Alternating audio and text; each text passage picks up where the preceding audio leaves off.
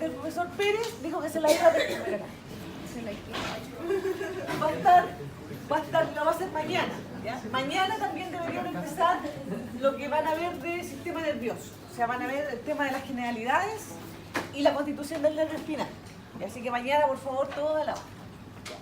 Ahora, para hablar de genitales, que es, digamos, lo que a mí me corresponde, es importante primero tener presente que el sexo se determina en la fecundación, ¿ya? Y específicamente se va a generar a partir de la presencia o no del cromosoma X o el cromosoma Y en el espermatozoide, ¿ya? Ahí hablamos de un sexo cromosómico, ¿ya? Pero lo que ocurre es que a pesar de que en el cromosoma Y existe un factor determinante testicular, ¿ya? Ese factor no se va a expresar hasta aproximadamente 6 a 7 semanas después, ¿ya? Por lo tanto, todo el desarrollo genital en las primeras 6 semanas es indiferenciado. Por lo tanto, es lo mismo para hombres y mujeres. Por eso ustedes van a ver muchas veces que se establece que el sexo femenino es el sexo primordial. Porque a partir de la 7ª semana, cuando se activa este factor determinante testicular, se van a generar, bajo su presencia, estructuras masculinas. ¿Ya?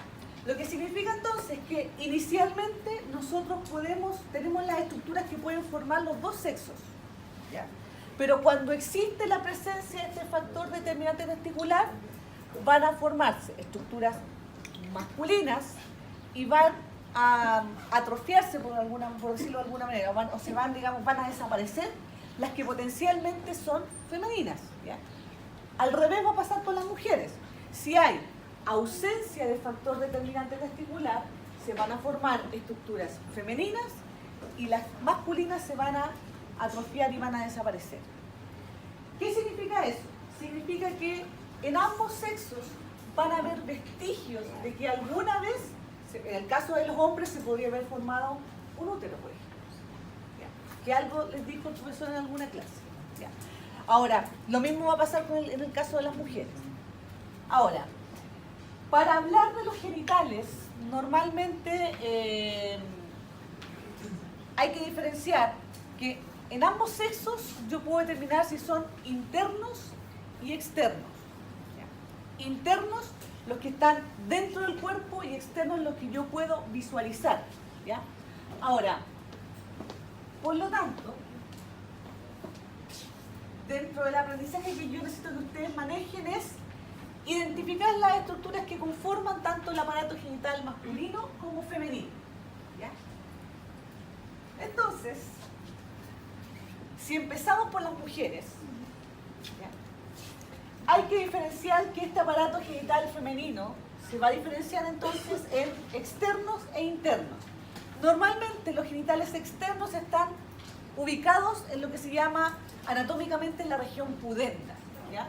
Y está formado por la lista que ustedes ven aquí: el puente del pubis, los labios mayores y menores, el clítoris, el vestíbulo de la vagina, los bulbos y las glándulas vestibulares, ¿ya? Ahora, normalmente cuando yo visualizo los genitales externos, normalmente ustedes, una mujer en edad fértil, deben observar, por ejemplo, la distribución del vello púbico, ¿ya? A partir de allí, muchas veces también entre el vello, entre la raíz del vello, uno puede encontrar lesiones, por ejemplo, también asociadas a infecciones de transmisión sexual, ¿ya? A partir de ahí también yo puedo ver pliegues cutáneos asociados, por ejemplo, a los labios mayores, labios menores y el vestíbulo, que es el espacio que está internamente entre los labios menores, ¿ya? A partir de la visualización externa, por ejemplo, en la recién nacida, yo puedo evaluar si es de término o no, ¿ya? Y lo mismo, digamos, cuando tengamos que verlo en los genitales masculinos, ¿ya? Entonces, por otro lado, los genitales femeninos que son internos están asociados al útero, las tubas, al ovario y la vagina, ¿ya?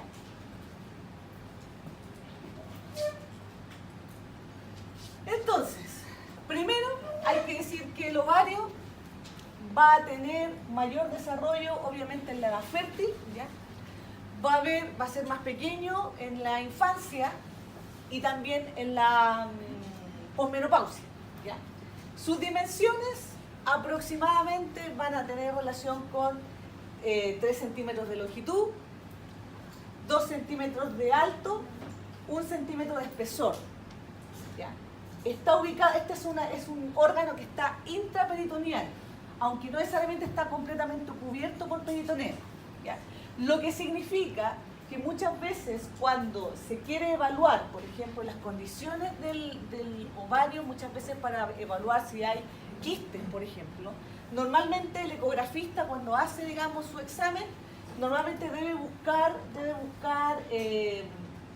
el ovario en la parte posterior de la pelvis, ¿ya? Su coloración también va a estar diferenciada, normalmente si estamos hablando del individuo vivo o del cadáver.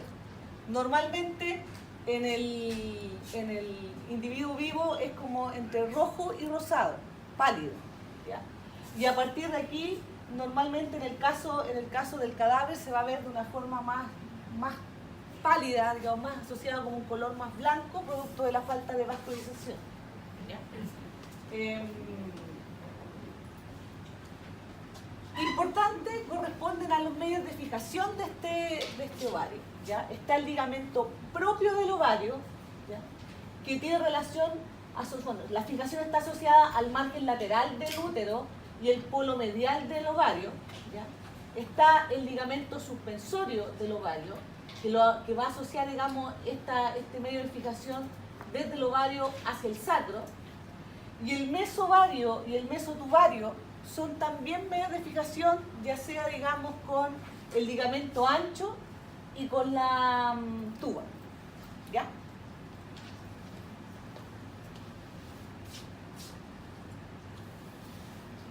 Histológicamente, nosotros ya algo también vimos en el inicio del curso, ya hay una médula que está asociada al hilio del ovario, por lo tanto, uno, si lo tuviera que ver histológicamente en el microscopio, vería que está asociado a los vasos, ¿ya? Y la corteza, que es la parte más superficial, y es donde está la presencia de los folículos, ¿ya? Los folículos que van a estar en distintas etapas de desarrollo y que son los que se van a estimular a partir de cada ciclo endometrial, ¿ya? Ahora, es importante saber entonces que a partir de la estimulación de los folículos se van a ir diferenciando de primario, secundario, al folículo de Graf y potencialmente a partir de ahí la ovulación, ¿ya? El ovocito sale en la etapa de metafase 2 y después entonces los restos de células de la teca son los que van a formar el cuerpo lúteo y que van a mantener la secreción, digamos, de hormonas esteroideas, y que dependiendo de si hay o no embarazo, ese cuerpo lúteo se va a mantener por varios meses o eventualmente dentro de la semana siguiente, digamos, a su formación va a degenerar. Bien. La tuba. La tuba mide alrededor de 10 a 14 centímetros. ¿Ya? Está dividida por 4 porciones. Una porción que es intramural o intrauterina, porque es la que la conecta con la cavidad uterina. ¿Ya? Una porción ísmica, una porción asociada a la ampolla, que corresponde a 2/3 de la tuba y es la zona más ancha de esta tuba, y una porción más lateral que corresponde al infundíbulo. ¿Ya? Dentro de ese infundíbulo existen las terminaciones que son las fimbrias, que son las encargadas de atraer al ovocito que sale, digamos, en cada ovulación hacia el lumen de la tuba, ¿ya? Dentro de estas fimbrias existe una de ellas que es la única que toma contacto con el ovario, ¿ya? Esa corresponde, digamos, a la fimbria ovárica, que le da posición. Ahora, cuando se produce la ovulación, como dentro de esta cavidad hay líquido, estas fimbrias se mueven, ¿ya? Y de esa manera, al moverse entonces, atraen a que este ovocito ingrese al lumen de esta tuba y eventualmente pueda ser fecundado. Cuando existe, por ejemplo, el embarazo abdominal, es básicamente porque estas fimbrias no lograron el objetivo de que el ovocito ingresara al lumen. Por lo tanto, los espermatozoides que avanzaron por la tuba salieron hacia la cavidad pélvica y por lo tanto se generó la fecundación fuera de la tuba. Normalmente cuando hablamos de embarazos ectópicos se pueden incluso desarrollar dentro del ovario, dentro, digamos, de lo que corresponde a la cavidad pélvica y eventualmente se van hacia la cavidad abdominal. ¿Ya? Por otro lado, tenemos orificios, un orificio que lo comunica entonces con la cavidad uterina y por otro lado con la cavidad pélvica. ¿Ya? Su función tiene relación con trasladar el huevo fecundado desde la tuba entonces hasta la cavidad pélvica. Nosotros sabemos que ese espacio de tiempo aproximadamente son 6 días. ¿Ya? Ahora, también está más descrito en los libros de anatomía más que de los libros de embriología, es que una vez que se produce la fecundación, normalmente ese huevo se queda alrededor de 2 o 3 días solamente en la ampolla. ¿Ya? Probablemente se va desplazando, pero ese desplazamiento, al ser, digamos, esta porción de la tuba la más larga, eventualmente es el tránsito que demora pasar, digamos. ¿Ya? Pero posteriormente, a partir de la ampolla, debe recorrer el istmo, después la porción intramural, para finalmente implantarse ya sea en la cara anterior o posterior del fondo del útero. ¿Ya? Ahora, la importancia que tiene es básicamente el hecho de que las características de cada una de las porciones van a ser distintas en dimensiones y en diámetro. ¿Ya? Si bien es cierto, nosotros sabemos que dentro de la tuba existe un epitelio cilíndrico simple que es ciliado, que contribuye a que pueda, digamos, transportarse este ovocito hacia la cavidad uterina. También tiene un componente muscular. Y ese componente muscular tiene mayor relevancia en la zona del istmo y en la zona intramural. De manera que permite también darle mayor movilidad a este huevo que va avanzando a partir de movimientos peristálticos. ¿Ya? También es importante tener presente que cuando existen, por ejemplo, infecciones de transmisión sexual que afectan esta tuba, normalmente generan adherencias, ¿ya? Que son especies de redes que eventualmente permiten que el espermatozoide pueda avanzar hacia la posible fecundación, pero como el huevo es mucho más grande, cuando llega, por ejemplo, a este nivel, no puede seguir avanzando. Entonces muchas veces los 6 días que se cumplen para poder implantarse los pillan en el istmo, que es normalmente una de las zonas que comúnmente es afectada cuando hay embarazos tubales. ¿Ya? Ahora, a partir de aquí, entonces, es súper relevante que ustedes tengan presente, porque en algún minuto nosotros también le preguntamos, las porciones, ¿ya? Tengan claridad de que lo que predomina dentro de las porciones, la más grande es la ampolla, la más pequeña va a ser la porción intramural. ¿Ya? Pero tanto la porción intramural como el istmo tienen un mayor componente muscular, ¿ya? Que le da estos movimientos peristálticos que mantienen, digamos, el transporte de este óvulo. Es como algún movimiento similar, ¿ya? Porque es musculatura lisa. ¿Ya? Ahora, ¿cómo está fijada? A partir de su comunicación con el útero, básicamente con esta porción intramural o intrauterina, y además con el mesosalpinx, que tiene que ver directamente con la porción del ligamento ancho que está asociada a esta tuba. ¿Ya? Este ligamento ancho que tiene directa relación con un origen a partir del peritoneo. ¿Ya?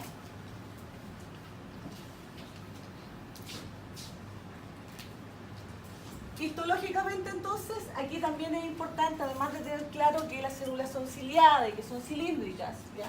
Van a haber entonces un grupo de células que tiene que ver con este transporte del ovocito, pero también recuerden que nosotros cuando hablábamos del tránsito del espermatozoide por la tuba, nosotros decíamos que llega como al paraíso, porque ahí cuando el espermatozoide llega a la tuba ya tiene la capacidad de poder nutrirse.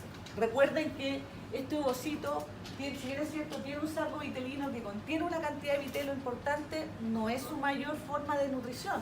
Por lo tanto, estas células secretoras que están a nivel de la tuba también contribuyen a la nutrición de este ovocito que va avanzando. por este recorrido hacia la implantación, ¿ya? Y que al mismo tiempo también contribuye a la nutrición del espermatozoide cuando se está en este proceso de llegar hacia el ovocito. Normalmente, a nivel de la porción ísmica de la tuba, hay espermatozoides que se mantienen ahí a la espera de que se produzca la ovulación. Por eso normalmente es bien relevante establecer la diferencia entre estos dos grupos de células, ¿ya? Porque como nosotros sabemos que el espermatozoide se puede mantener vivo 3 días dentro del tracto genital, e incluso hay algunos que han documentado hasta 5 días, ¿ya? Significa que ese espermatozoide tiene que nutrirse, ¿ya? De manera que el estar presente a este nivel del istmo lo mantiene, digamos, como expectante a la hora de la presencia, digamos, del ovocito, ¿ya? Por otro lado, entonces, la capa muscular es la que le va a dar los movimientos peristálticos asociados a la musculatura lisa, y la capa serosa es el peritoneo que lo cubre, ¿ya? Ahora, normalmente cuando existen relaciones no protegidas y se produce el orgasmo en la mujer, eso también contribuye a que esta capa muscular se estimule generando estos movimientos peristálticos que van obviamente a potenciar la movilidad del espermatozoide y van a hacer que llegue mucho más rápido a su destino.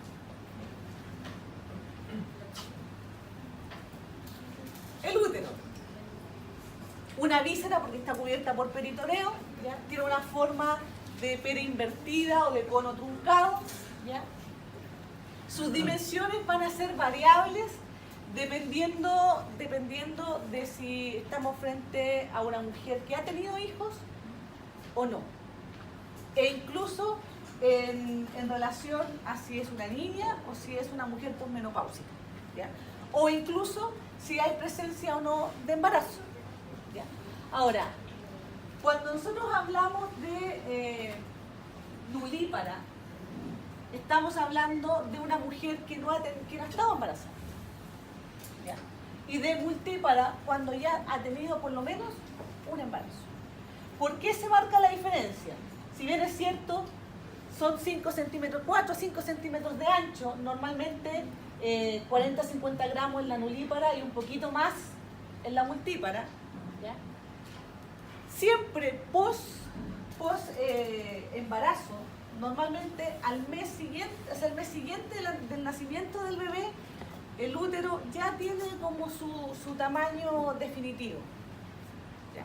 Además, después de haber crecido, digamos, después de que se generó la expulsión del feto, se generó la expulsión de la placenta, el útero comienza a contraerse y finalmente se achica ya al mes postparto, ¿ya? Pero aún así va a quedar un poquito más grande que lo que era habitualmente. Lo que significa que muchas veces cuando ustedes se enfrentan a una mujer, por ejemplo, que ha iniciado nuevamente su ciclo hormonal después de pasar por un periodo de lactancia, una de las primeras cosas que le dicen es que sus reglas tienden a ser mucho más abundantes de lo que eran antes de embarazarse.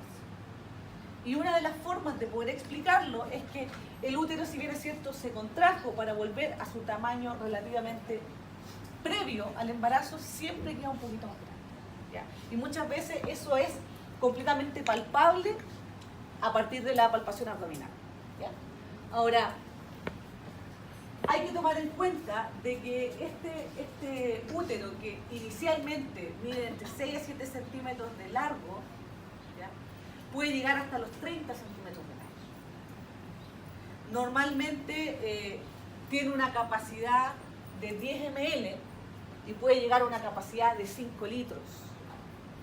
Si ustedes se fijan, por ejemplo, cuando uno ve como videos de YouTube donde se ven como la cirugía y se ve como la cesárea, la capa, digamos, muscular se estira de tal manera que uno ve como una tela de cebolla, uno puede ver la disposición del feto dentro de la cavidad uterina. Y eso porque prácticamente queda como una especie, digamos, de tela de cebolla, ¿ya? Ahora, por eso es importante, digamos, tener presente que este es un órgano en donde las células musculares se van a estirar, bueno, también va a haber hipertrofia y hiperplasia, se van a estirar de tal manera de que esos 6 a 7 centímetros van a llegar a ser más o menos 30 centímetros, ¿ya? Ahora, el hecho de que se estire tanto también es importante tenerlo presente, sobre todo porque hay muchas mujeres que uno debería esperar más o menos entre una guagua y otra 2 años.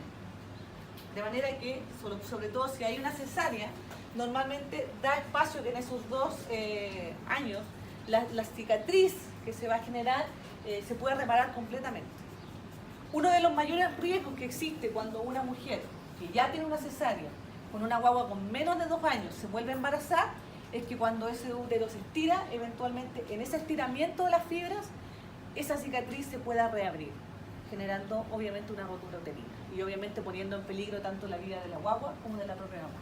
Entonces, por eso siempre es importante tenerlo presente, sobre todo cuando uno le tiene que enseñar a la paciente, o digamos, la tiene que educar sobre métodos anticonceptivos. Sí, claramente también tiene que ver con características particulares y personales. Pero en general, piensa que cualquier cicatriz, o sea, este es un tejido que está muy expuesto al estiramiento. Entonces, si ha pasado muy poco tiempo, obviamente la posibilidad de que en ese proceso se pueda abrir puede ser algo inminente. Ahora, cuando se hace el corte para poder sacar al feto, digamos, no se hace en cualquier parte del útero, sino que hay una zona específica que la vamos a ver más adelante, que también tiene que ver con una zona que tiene menos compromiso vascular. ¿Ya? Ahora, morfológicamente, el útero yo lo puedo dividir en 2 grandes partes, en un cuello y en un cuerpo. Y el cuerpo tiene una porción más craneal, o la porción más superior de este cuerpo está asociado al fondo. Y la porción más caudal de este cuerpo está asociado a una parte más estrecha que recibe el nombre de istmo, igual como lo que ocurre con la tuba. ¿Ya? ¿Por qué es importante tener presente estos 2 extremos? Primero, porque dijimos que el fondo es el lugar óptimo para que se implante el huevo. ¿Ya? Pero el istmo es la zona, digamos, cuando se produce el embarazo y este útero cambia su forma, técnicamente este istmo cambia de nombre y recibe el nombre de segmento inferior.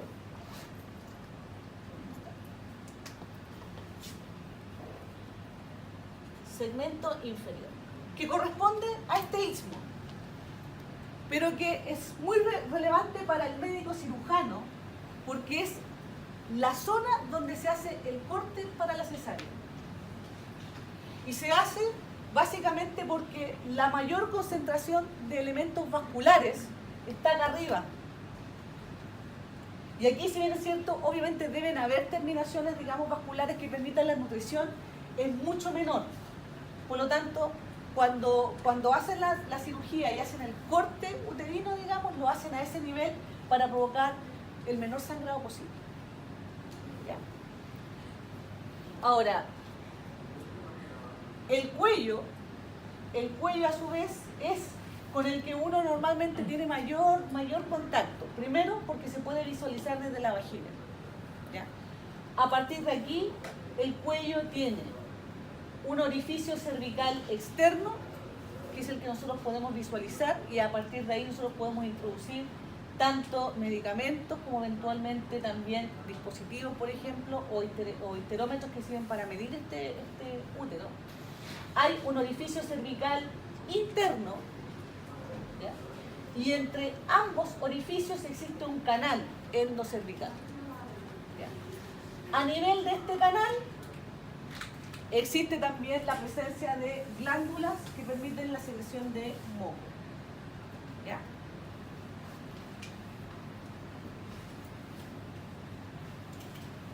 Sus funciones están asociadas primero a la recepción del huevo fecundado, ¿ya? Por eso funciona como receptáculo. Al mismo tiempo funciona como motor impulsor porque se van a generar contracciones que van a permitir tanto el vaciamiento, ya sea del huevo fecundado, en este caso del feto, de la placenta, de sus anexos, o bien, por ejemplo, de la menstruación, todos los meses. ¿Ya? y va a también ser por lo mismo el conducto de salida tanto de la guagua, de la placenta, como de la propia menstruación. ¿Ya?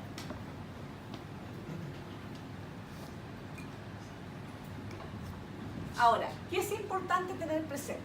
Primero, que si bien es cierto, las fibras musculares lisas que están presentes en el útero, están dispuestas en toda su extensión, estas fibras predominan en la mitad superior del útero.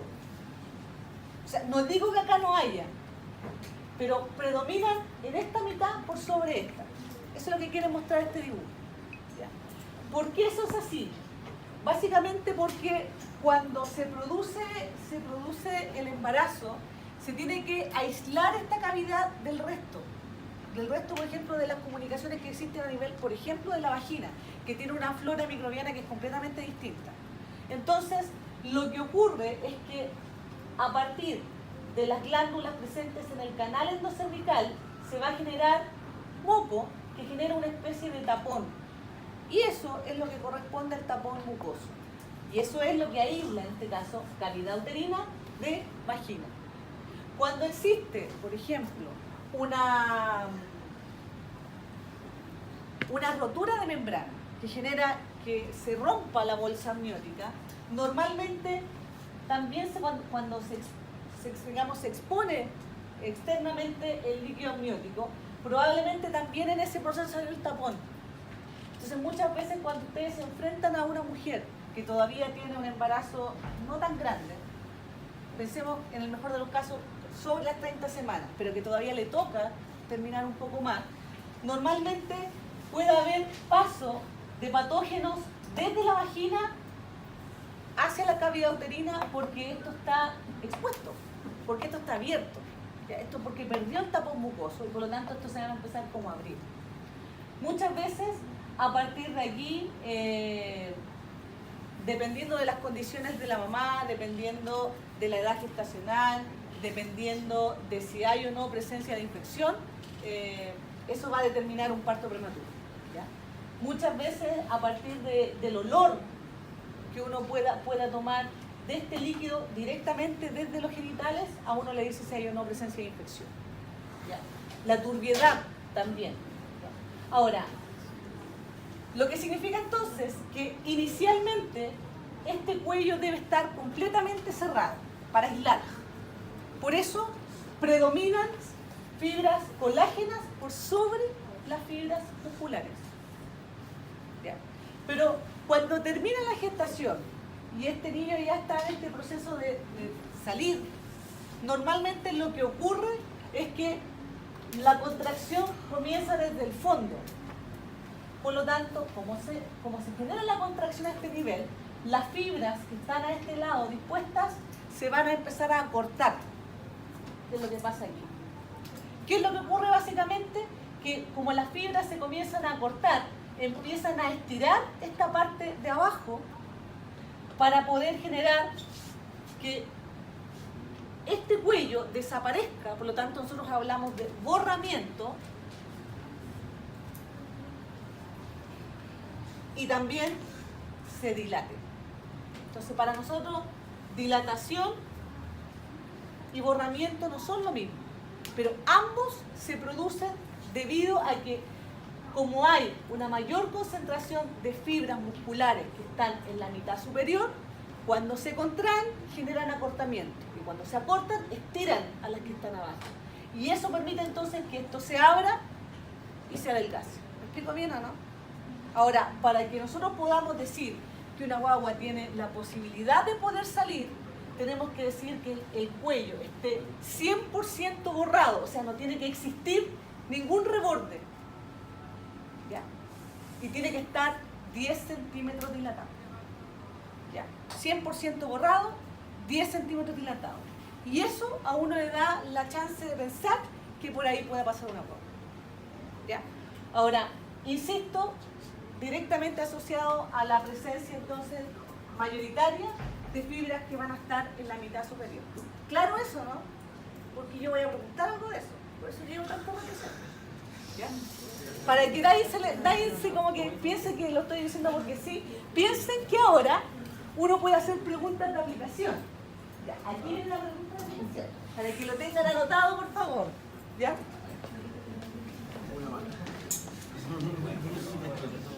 Los tengo todos en la mira. Por lo tanto, si la tienen mala, el rigor de mi indiferencia va a estar sobre.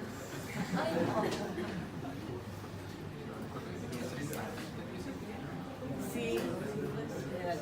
O sea, la verdad es que una forma de poder medirlo es a partir de los dedos. Porque normalmente ustedes saben que para poder evaluar, ya sea el borramiento de la dilatación, uno lo hace a partir del tacto vaginal. Entonces va a depender de las características personales de las manos de cada uno.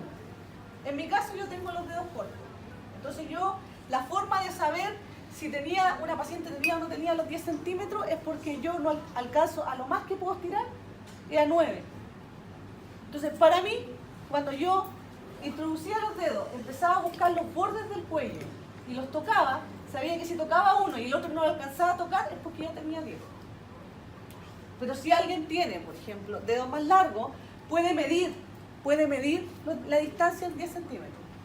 Entonces, por eso finalmente el tacto vaginal es algo como inicialmente súper subjetivo, pero después cada uno va digamos, con la práctica, va como estableciendo la distancia entre los dedos.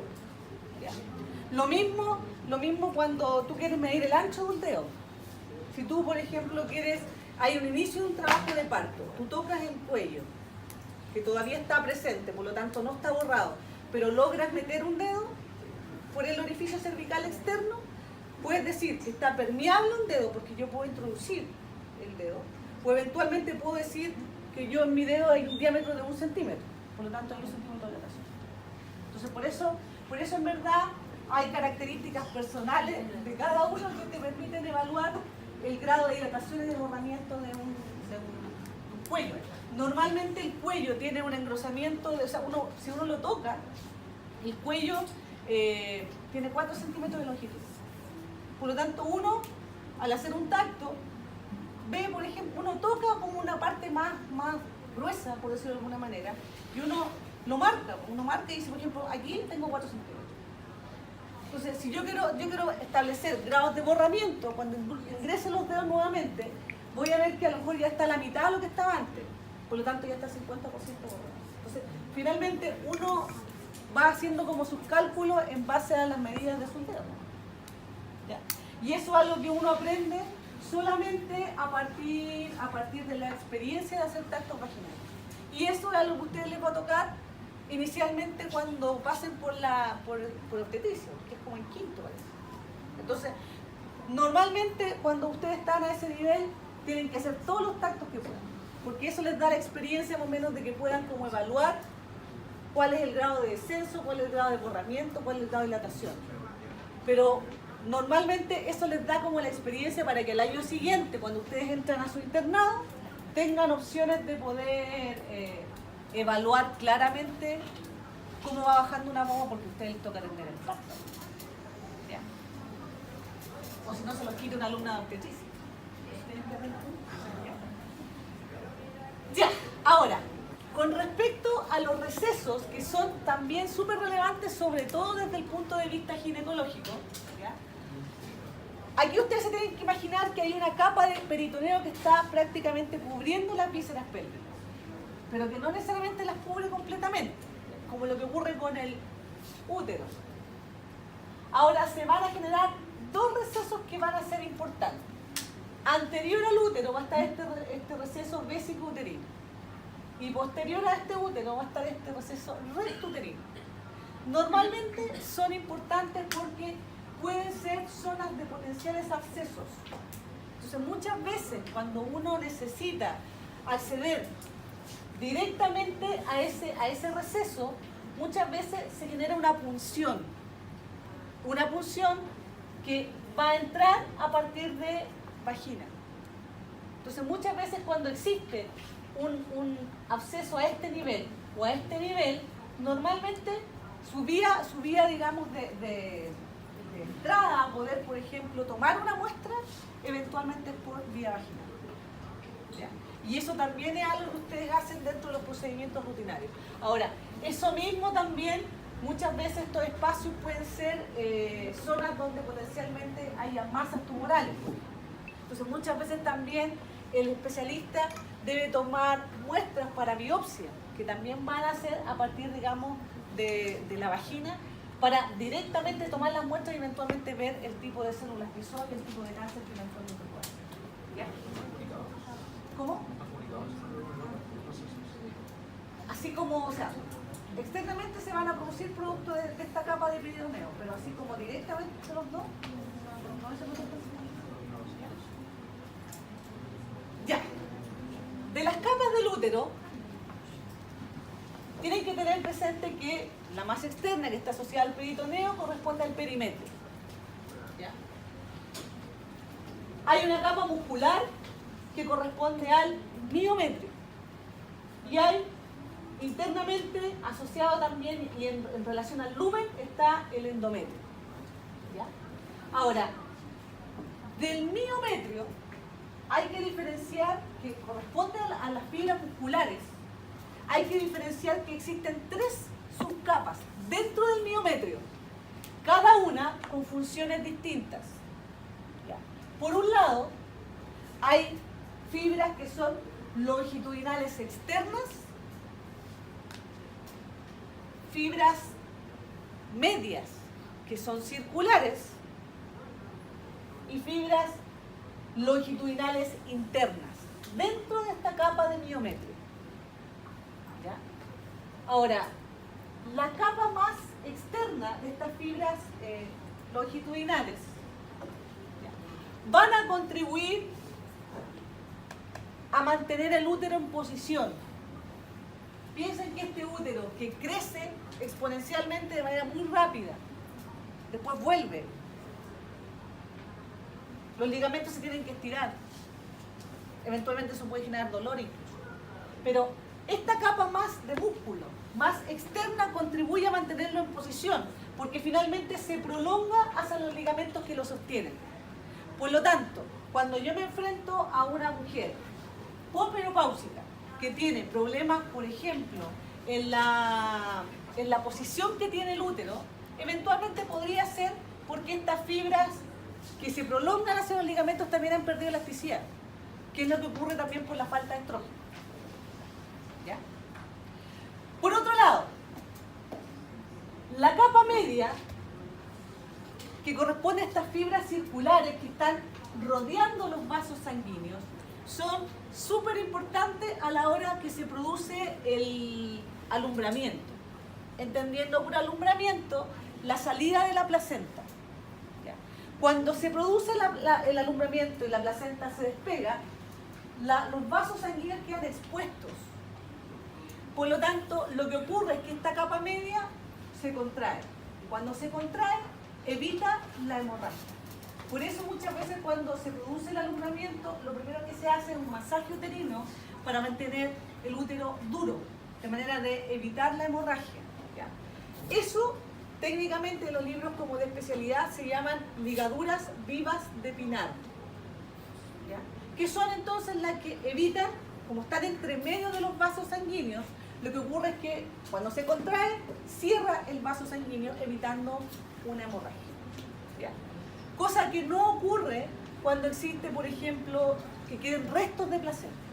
Muchas veces cuando quedan restos de placenta dentro de la cavidad, producto de que se tironeó o eventualmente porque quedó un pedacito, normalmente esas ligaduras vivas o esta capa media no se contrae. Y como no se contrae, hay una hemorragia cuantiosa. No es una hemorragia chiquitita, sino que es una hemorragia importante. ¿Ya? Ahora, por otro lado, la capa longitudinal interna, insisto que estamos hablando solamente del miometrio, ¿ya? Esta capa longitudinal interna tiene relación directa con los esfínteres, asociados a la tuba y directamente al orificio cervical. Lo que significa entonces que en una primera etapa del proceso de gestación, si yo necesito mantener el cuello cerrado y por lo tanto sus orificios cerrados, esta capa interna es el que tiene mayor relevancia.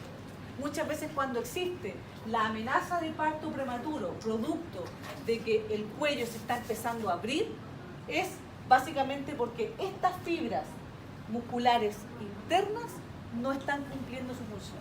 Entonces muchas veces dentro de los protocolos que se hacen para poder tratar de mantener un embarazo, además de que la mamá esté en reposo y todo eso, se hace un procedimiento que se llama cerclaje. Y el cerclaje no es otra cosa que cerrar el cuello, cerrarlo completamente, suturarlo para que no se abra. Pero muchas veces a partir de que igual se hace esta sutura para que el cuello no se abra, el cuello se abre. Entonces, es porque básicamente esta capa interna no cumple la función que tiene. ¿Se entiende, no? Otro tips, donde uno podría hacer una pregunta de aplicación. ¿Ya? Del endometrio. El endometrio corresponde entonces diferenciarlo en dos grandes capas. ¿Ya? Hay una capa basal que tiene mayor compromiso vascular y hay una capa mucho más grande que es la funcional, que es la que se va a descamar mensualmente en cada menstruación. ¿Ya? A su vez, dentro de esta capa funcional existe una capa que es esponjosa, que es la más grande, donde hay mayor presencia de los elementos vasculares de las glándulas endometriales, ¿ya? Y una capa compacta que básicamente está como en la superficie del epitelio, ¿ya? Que es la que inicialmente rompe el ovocito, en este caso el embrión, perdón, para poder implantarse. ¿Ya? Necesariamente, entonces, en cada ciclo menstrual, lo que se va a eliminar es la capa funcional del endometrio. ¿Ya? Y va a quedar entonces siempre la capa basal, que es la que normalmente se va a regenerar todos los meses. ¿Ya?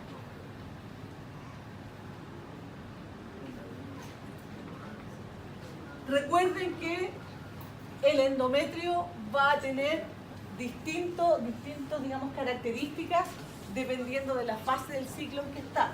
¿Ya? Normalmente, cuando se produce el primer día de sangrado, corresponde a este primer día del ciclo. ¿Ya? A partir de aquí, normalmente se despega, por decirlo de alguna manera, este endometrio funcional. ¿Ya? ¿Qué más sale en una regla? Además del endometrio funcional, ¿sale algo más?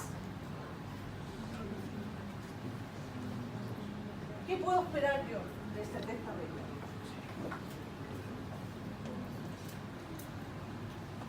¿Qué debería haber en ese flujo?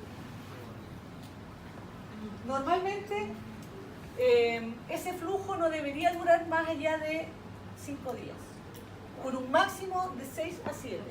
Sobre 7 días hablamos de un flujo abundante, que eventualmente pueda generar complicaciones en una mujer. ¿Ya? Por ejemplo, una anemia. ¿Ya? Muchas veces cuando, sobre todo en la posmenopausia, o en esta etapa como previa a la menopausia, hay presencia de miomas. No sé si ustedes lo han escuchado alguna vez, pero son como tumores benignos que están entre medio de la musculatura lisa del útero. Entonces muchas veces ocurre que nosotros sabemos que para que se despegue este endometrio tiene que haber contracciones, que incluso hay mujeres que las sienten cuando ocurre, sobre todo en los primeros días del sangrado. Entonces ocurre que cuando existe este mioma, no permite la contracción correcta de la musculatura. Por lo tanto, como no se contrae bien, hay salida, por ejemplo, de más flujo. Entonces muchas veces puede ocurrir, y eso alguna vez yo lo pregunté en una prueba, ¿por qué? O sea, ¿cuáles los elementos morfológicos que generaban, por ejemplo, el que una mujer que tuviera miomas tuviera más sangrado? Es porque ¿cuáles fibras no están funcionando? ¿Qué fibras son las que no se contraen para detener el sangrado? Las medias. Las medias. Entonces, y eso es producto de que está obstruido esa contracción por la presencia de esta masa tumoral que normalmente es benigna. ¿Ya? Por eso muchas veces, o sea, la mayor complicación es la hemorragia. Y esa hemorragia está asociado a anemia. Entonces muchas veces los gines, básicamente tomando en cuenta la edad fértil, si quiere o no tener más guagua o no, finalmente lo sacan, hacen una histerectomía, básicamente para poder cuidar a la paciente de que no tenga hemorragia importante. ¿Ya? Porque muchas veces uno sabe que este ciclo debería durar no más allá de una semana, pero en mujeres que tienen la presencia del mioma, por ejemplo, puede durar todo el mes, o puede durar 20 días, pueden pasar 5 días y vuelven de nuevo a tener otra regla. Entonces, eso significa un sangrado constante que obviamente va en desmedro de la cantidad de glóbulos rojos presentes, ¿ya? Con todo lo que eso amerita. Por otro lado, sabemos que en la fase secretora es donde hay un mayor desarrollo, donde potencialmente va a estar esta ventana de implantación que eventualmente permita una implantación óptima.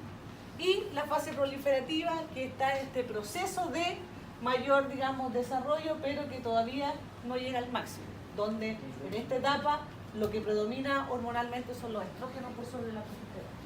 ¿Ya? ¿Cómo? ¿Qué más tiene? Uy, se me había olvidado. ¿Qué más? ¿Qué más tiene? ¿Tiene algo más o no? Si yo pudiera... ¿Qué pasa con el ovocito? ¿Alguien alguna vez me dijo que la menstruación contenía el ovocito? ¿Eso puede ser o no? ¿Puede ocurrir? Depende de la regularidad. ¿Cómo así? Que si ovula exactamente el día 14, como es posible que el día 28 aún... ¿Puede ser o no? ¿Podría estar el ovocito? ¿Puede o no? Porque algo que alguna vez también lo pregunté. La verdad es que acuérdense que cuando nosotros veíamos el ciclo, decíamos que hay un periodo variable, que es la primera mitad. Pero desde la ovulación hasta que se produce el próximo ciclo son casi siempre el mismo recorrido, por lo tanto son los mismos 14 días. Ahora, normalmente nosotros sabemos que el ovocito, si no es fecundado, dentro de las 24 o 48 horas se va a morir. Pero si nosotros sabemos que en el mejor de los casos, si este ovocito se mantiene 2 días vivo, que le estoy dando harto, pero pensemos que está 2 días vivo, y yo sé que 12 días después se va a producir el sangrado, ¿podría haber algo muerto dentro del útero, dentro del cuerpo, ahí como esperando salir? Eso no va a ocurrir. Normalmente el ovocito es reabsorbido antes. Recuerden que solamente en la menstruación lo que yo voy a ver es endometrio funcional. Nada más que eso. ¿Ya? Ahora, necesariamente, y tomando también nuevamente en cuenta lo que yo les decía de las fibras musculares, si existe una hemorragia importante, las fibras que están ahí expuestas directamente son las de la capa media. ¿Ya? Recuerden que las fibras musculares que están asociadas a la capa interna van a estar asociadas a lo que corresponde a los orificios, y las externas a los ligamentos. ¿Ya? Entonces, si yo les pusiera el caso de una señora que tiene no sé, problemas, por ejemplo, para orinar, porque tiene incontinencia urinaria, y dentro de la incontinencia urinaria, y al hacer una evaluación, ustedes se dan cuenta que el útero ha cambiado su posición. ¿Ya? Ahora, hay que tomar otro factor que yo no les he mencionado todavía, que otro de los medios de fijación que están asociados al útero está asociado a su relación con la vagina. Entonces muchas veces, y es la vagina la que está conectada con el piso pélvico. Entonces muchas veces cuando existe una disminución del tono muscular en la musculatura perineal, eso también hace que haya un cambio de posición de la vagina. Si la vagina cambia de posición, también cambia de posición el útero. Y si el útero está también asociado a que las fibras de sus ligamentos no son tan elásticas, eso contribuye radicalmente a un cambio de posición del útero que involucra también que cambie la posición de la vejiga.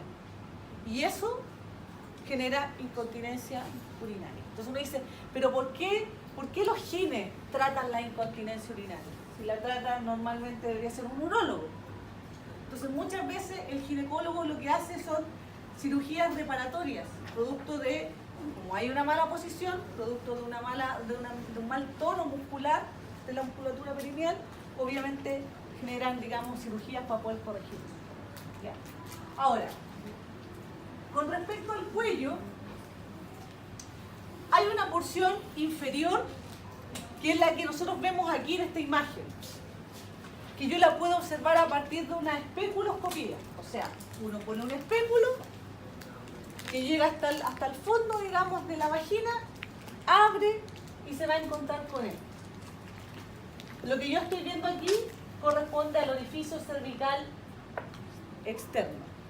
Y esto que yo veo aquí es técnicamente el domo uterino. ¿Ya? Este domo uterino es una zona donde se toma la muestra del Papa Nicolau, con la espalda. ¿Ya? Ahora,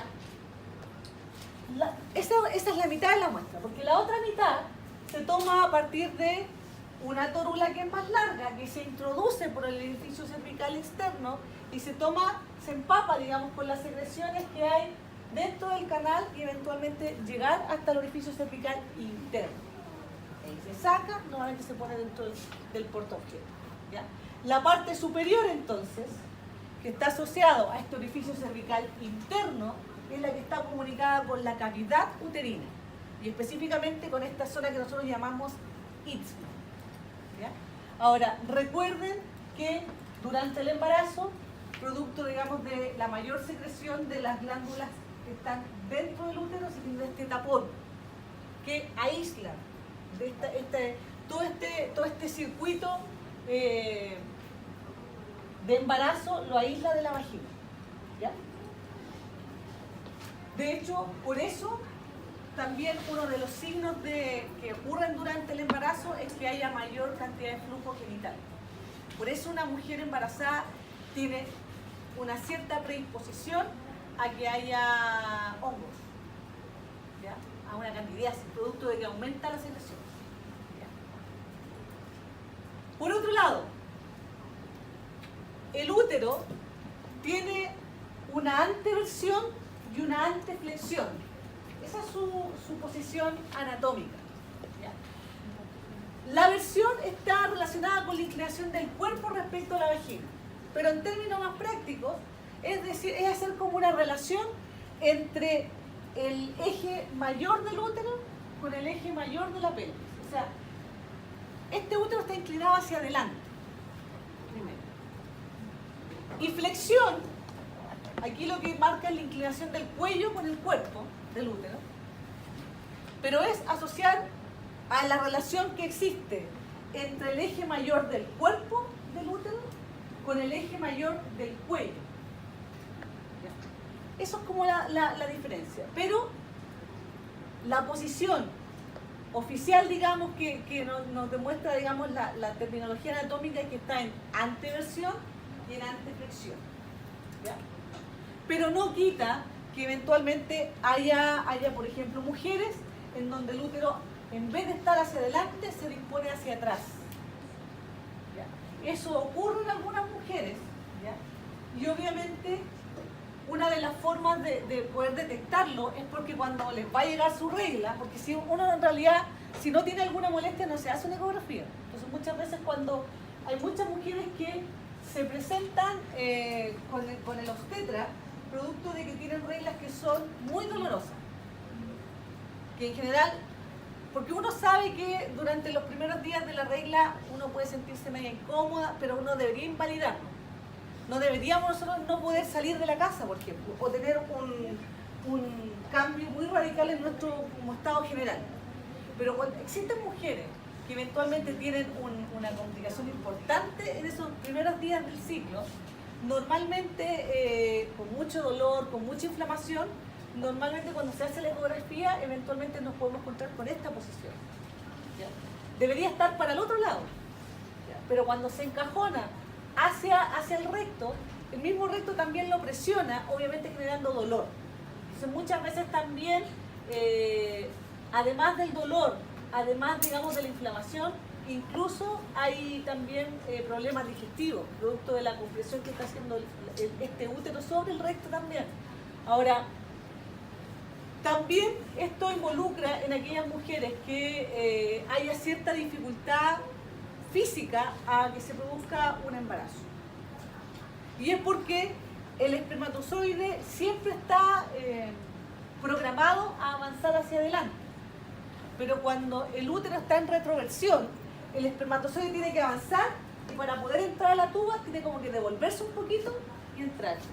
Entonces, ese movimiento como de retroceder no es un movimiento fácil para un espermatozoide.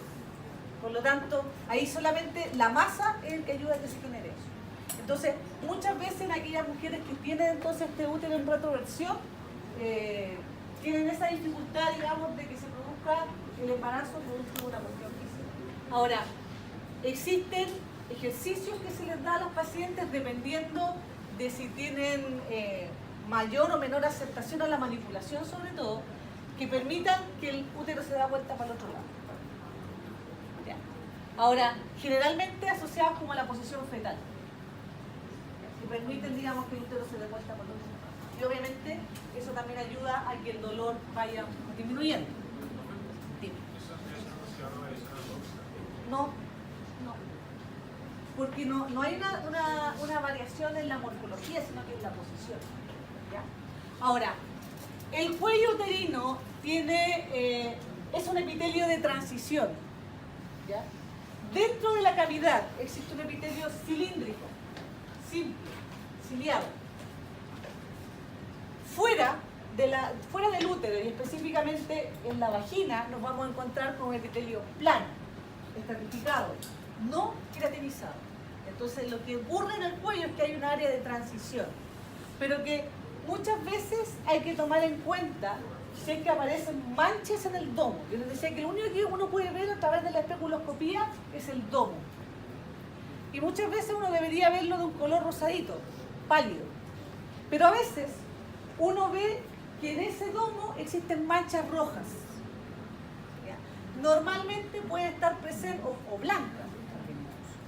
Ahora, normalmente esas manchas rojas solamente lo que describen es que hay como un desplazamiento del epitelio que está dentro de la cavidad, se desplaza hacia afuera. Pero es importante siempre cuando ustedes lo vean, lo deben notificar en su ficha, porque cuando ustedes toman muestra de Papa Nicolau, normalmente uno hace como un roce nomás. Pero como ese epitelio es simple y es como es un epitelio cilíndrico, ustedes van a pasar la espátula y probablemente va a sangrar. Entonces la paciente cree que ustedes fueron muy bruscos porque le generaron un sangrado. Y si ustedes lo preguntan como en su familia cuando se hace el Papa Nicolau, varias post-examen sangran. ¿Ya? Y es producto, digamos, de que uno puede encontrar en este domo, puede encontrar estas manchas rojas, que yo debo evaluar. O sea, normalmente cuando vuelve de nuevo a los 6 meses o al año a control, yo debo evaluar si esa mancha está igual, si está más grande, si está más chica, si ha cambiado de color.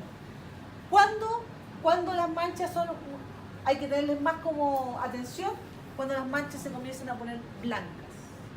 ¿Ya? Una mancha roja probablemente tiene que ver con este epitelio de transición que ha pasado los límites del útero y ha avanzado hacia el cuello. Pero cuando la mancha es blanca, probablemente se pueda asociar incluso a la presencia de un virus papiloma. Entonces hay que tenerle como más cuidado. ¿Ya? Y normalmente cuando se encuentra una mancha blanca y yo quiero tomar un PAP, tengo que idealmente tomarla, hacer como el raspado dentro de esa misma mancha para saber si esas células eventualmente son papilomas o no. ¿Ya? ¿Ah? No debería, pero sí en las mujeres en edad fértil puede haber esas manchas. Pero lo ideal es que cuando se toman los exámenes del Papa Nicolau no debería haber sangre. ¿Ya? Ahora, el crecimiento uterino, ¿ya? Yo les decía que va a ser completamente distinto dependiendo de la edad gestacional. Normalmente el útero bajo las 12 semanas está dentro de la cavidad pélvica. Y solo desde las 12 semanas en adelante el fondo uterino está en la sínfisis púbica. Por eso ustedes van a ver que ya sea un médico o una matrona puede ocultar latidos con un aparatito que es como portátil, pero sobre las 12 semanas. Y eso es porque el fondo está en la sínfisis púbica. ¿Ya?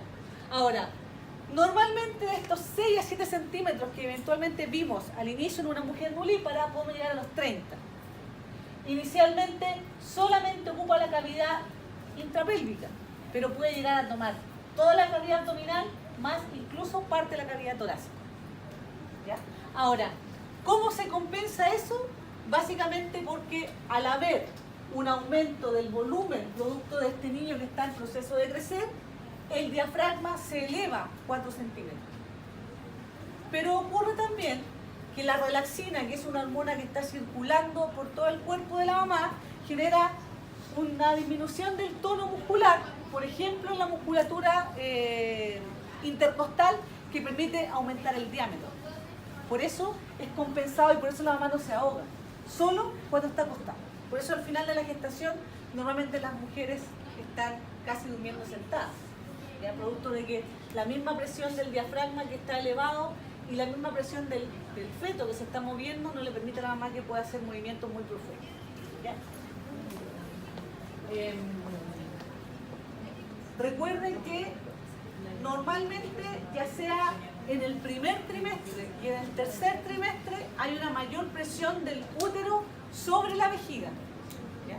Y por eso hay mayor frecuencia al orinar, que es lo que también les dijo alguna vez el profesor Abarce. Pero a nivel, digamos, del segundo trimestre, normalmente las molestias urinarias son menores, producto de que el útero va creciendo hacia la cavidad abdominal. ¿Ya? Medios de fijación constantes: ligamento ancho, que tiene el origen en el peritoneo, el ligamento redondo, que va hacia adelante, digamos, hacia la zona inguinal y púbica, y las plicas uterinas, que contribuyen a la fijación hacia el sacro. ¿Ya? Y los que eventualmente pueden estar solamente en algunas personas, el útero lumbar y el vesicuterino, ¿ya? Que son inconstantes.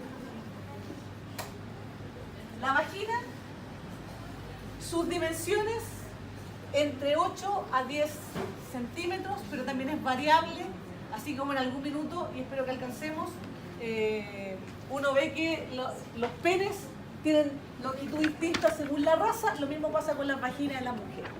¿Ya? Es el órgano copulador, o sea, es como el homólogo al pene en los hombres. ¿Ya? Tiene la presencia de pliegues, que recibe el nombre de arrugas vaginales. ¿Ya? Y tiene una capa mucosa que tiene este epitelio estratificado plano, ¿ya? No queratinizado, y tiene una capa muscular importante, ¿ya? Tanto a nivel interno como externo, que se va a adaptar ya sea a la forma, porque es una cavidad virtual que solamente se abre producto de la presencia del pene, producto de la salida del feto, producto de la salida, por ejemplo, de la menstruación, o eventualmente a la entrada de instrumental como el esperma. ¿Ya? Tiene también externamente una túnica adventicia que también corresponde, digamos, a tejido conectivo laxo. ¿Ya? De la región pudenda alberga básicamente a los genitales externos. ¿Ya? Anteriormente tiene que ver con el pubis, por detrás tiene que ver con el coxis y lateralmente con los isquiones.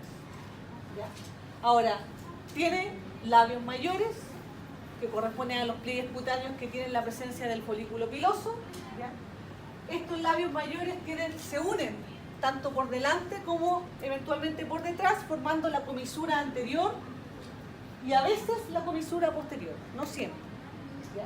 Medial a los labios mayores están los labios menores, ¿ya? Que por delante también se van a juntar en dos proyecciones, una para formar el capuchón del clítoris y otra para formar el frenillo del clítoris, y por otro lado una comisura posterior, que eventualmente puede ser un área de posibles desgarros, por ejemplo, cuando está presente la salida del feto. ¿Ya? También está el clítoris, ¿ya? El órgano eréctil, en el caso de las mujeres, que tiene, digamos, un mayor componente nervioso y específicamente del nervio dorsal del clítoris. ¿Ya? Ramo del pudeur. Clítoris entonces está formado a partir de una raíz que contribuye a formar los cuerpos cavernosos, finalmente confluyen para formar un tallo que posteriormente contribuye a la formación del glande. ¿Ya? Y que es donde están, en este caso, las terminaciones nerviosas del nervio pudeur. ¿Ya? Del vestíbulo es un espacio que está como en el margen interno de los labios menores. ¿Ya? Y está la presencia del orificio uretral, del orificio vaginal y de las glándulas vestibulares. ¿Ya? El orificio uretral normalmente uno lo ve cuando estira la zona, cuando estira los labios menores. Si no, no siempre lo va a ver así tan fácil. El orificio vaginal se ve porque es mucho más grande en diámetro, y las glándulas vestibulares, la desembocadura de las glándulas vestibulares que están a ambos lados de la vagina, no deberían ser tan perceptibles solo en el caso de que hubiera algún proceso inflamatorio. ¿Ya? Son importantes para crear un cuadro patológico que se llama bartolinitis, ¿ya? Que es como un absceso producto de que no hay salida de la secreción que vierte en sus glándulas y generan como una especie como de espinilla ciega. Ahora, normalmente es un proceso súper doloroso porque como está lateral a ambos lados de la vagina, normalmente cuando se tapa el orificio de salida se genera un roce con la ropa interior. Entonces, una forma de saber el cuadro sin que la paciente nos diga nada es que ya camina raro, porque el roce le genera dolor. Imagínense una espinilla ciega que uno sabe cuánto duele, pero abajo, con el roce de la ropa interior, que uno no lo deja caminar. Entonces muchas veces la única opción que queda es drenarla. Y eso también lo hace normalmente el médico en el consultorio. O sea, usted en algún minuto en el consultorio le va a tocar. De los genitales masculinos, los internos, testículo, epididimo, conducto deferente, glándulas anesas. Las glándulas anesas, próstata, vesícula seminal y glándulas vulvouretrales. ¿Ya? Externos, pene y escroto. Ahora, siempre hay que tomar en consideración en que normalmente cuando uno ve dibujos de anatomía asociados a los genitales masculinos, siempre ve que el glande está expuesto. Y eso es porque normalmente los gringos, por ejemplo, este es un dibujo, es una foto del Grey, normalmente están circuncidados, cosa que en el nativo chileno no siempre es así. ¿Ya? Ahora, generalmente en el caso de los pacientes que uno eventualmente va a ver aquí, la piel cubre completamente hasta llegar a la raíz, digamos, hasta la cabeza del pie, cubierto por esta piel que corresponde al prepucio. Ahora, hay estudios que incluso dicen que el hombre circuncidado tiene menos como posibilidad de tener el virus del papiloma. Pero eso también está sesgado porque muchas veces hay corrientes religiosas, por ejemplo, que está asociada a la circuncisión y que por lo tanto deberían ser menos promiscuos en su actividad sexual. Entonces, eso igual es como un ser, ¿ya? Por otro lado, el escroto es una piel que es más rugosa, que normalmente tiene una coloración más oscura y que incluso en el examen físico de un recién nacido se puede evaluar madurez. ¿Ya? Eso porque normalmente debería haber arrugas. ¿Ya? En el caso del niño prematuro, normalmente el escroto está liso. Entonces es una forma de poder diferenciar en el examen físico a un niño prematuro frente a un niño que es maduro. ¿Ya? Ahora, la forma de los testículos es una forma ovoide. ¿Ya?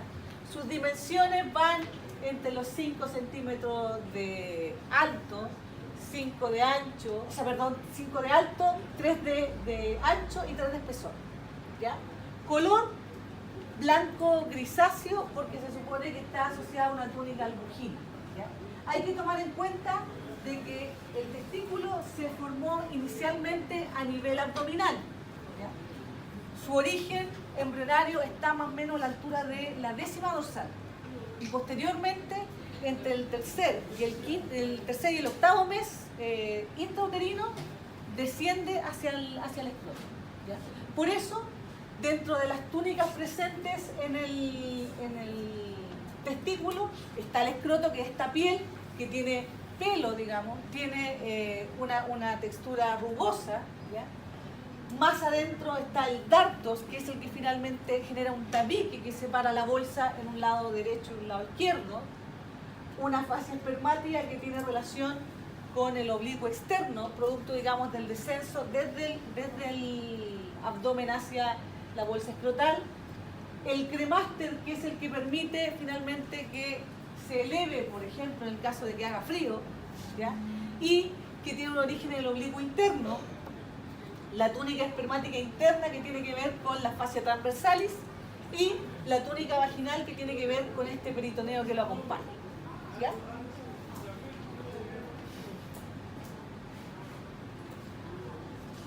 Dentro del testículo están los túbulos seminíferos, que son los que contienen los espermatogonios y desarrollan finalmente los espermatozoides, ¿ya? Estos túbulos seminíferos son contorneados, ¿ya? Van en dirección hacia el polo inferior posterior del testículo para formar una red de testis, que son conductos más rectos. A su vez, esos conductos, esta red testicular va a formar 10 a 12 conductos eferentes que van a llegar finalmente a la cabeza del epidídimo, ¿ya? Ahora, hay que tomar en cuenta que la madurez morfológica del espermatozoide se va a producir a nivel del testículo, ¿ya? Pero la madurez fisiológica se va a generar en el epidídimo, ¿ya? Para que lo tengan presente.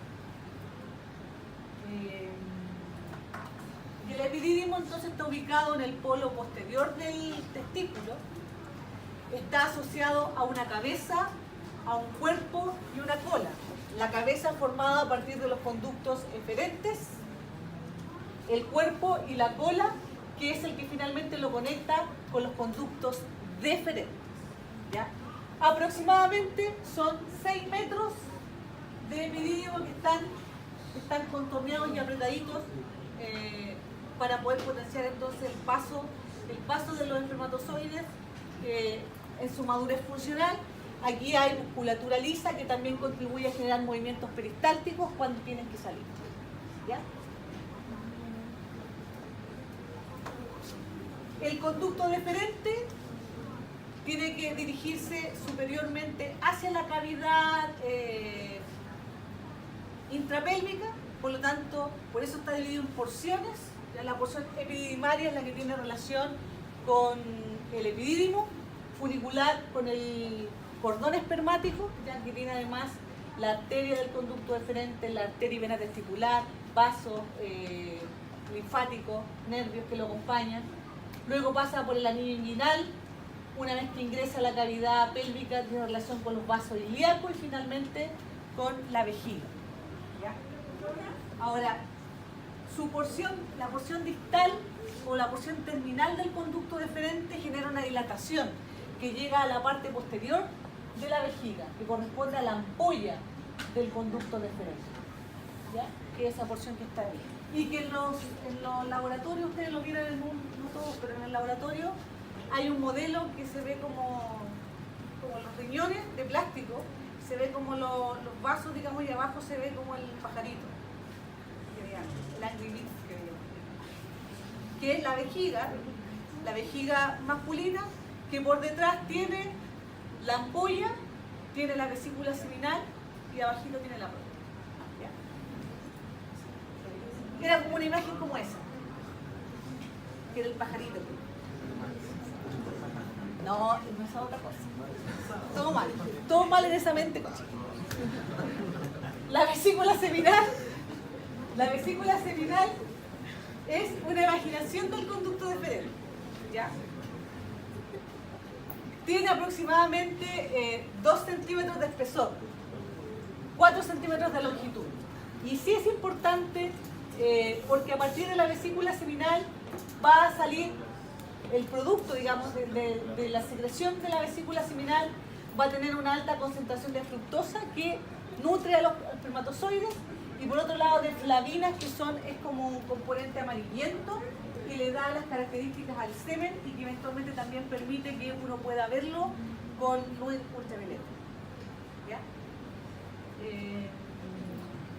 El conducto eyaculador está formado por la unión entre el conducto deferente y el conducto excretor de la vesícula seminal. Ambos entonces se conectan finalmente para formar este conducto eyaculador que llega a desembocar en la uretra prostática. Esa uretra prostática relacionada directamente con un espacio que corresponde al utrículo prostático, que es el lugar donde eventualmente hubo un útero alguna vez en el hombre. ¿Ya? El vestigio de útero. ¿Ya? Próstata de color gris, consistencia dura, ahí están las dimensiones según la target. ¿Ya? Es importante tener presente aquí que la próstata eventualmente puede tener un crecimiento que es benigno. Por eso, y eso es con mucho más relevancia sobre los 40 años. Por eso a los hombres a partir de esa edad deberían hacerse un examen de sangre que busca el antígeno prostático a ver la presencia o no de un proceso neoplásico, pero que tiene que estar directamente, todos se pueden reír cuando yo digo esto, tienen que relacionarse con un tacto rectal que toque la consistencia de la próstata para hacer un análisis entre esos dos datos. ¿Ya? Solamente el examen rectal o solamente el examen de sangre no me van a dar una información fehaciente. O sea, el hecho de que estén los dos juntos me ayuda a saber si eventualmente hay el proceso, digamos, de crecimiento prostático es benigno, eventualmente es mayor. ¿Qué es eso de lactancia corporal? Porque ahí es donde empieza a haber mayor crecimiento de la próstata.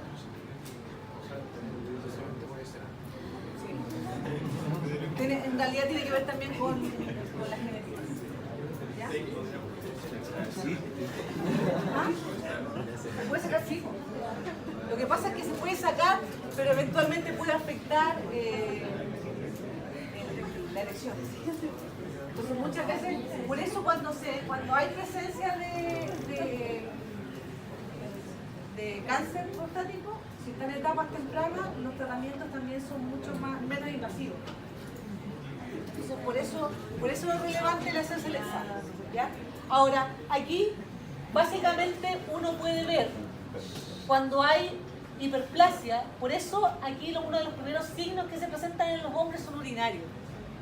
A veces tiene que ver con una incontinencia urinaria, producto de que de frentón la capacidad de la vejiga se ve afectada, eventualmente puede haber obstrucción del paso de la orina a partir, digamos, de la uretra prostática, o eventualmente puede haber incluso compresión y dolor irradiado producto de la compresión de los plexos que están asociados a la zona.